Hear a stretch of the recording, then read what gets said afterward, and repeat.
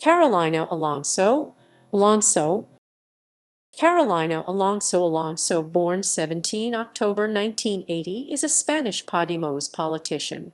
She was elected to the Assembly of Madrid in the 2019 elections and has led the party there since 2021. Biography. Born in Gijón, Asturias, Alonso graduated in pedagogy from the University of Oviedo and in political sciences from the University of the Basque Country.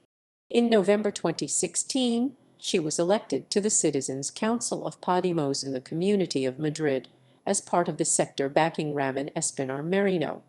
During tensions in the party between leader Pablo Iglesias and Inigo Errejón, she backed the former.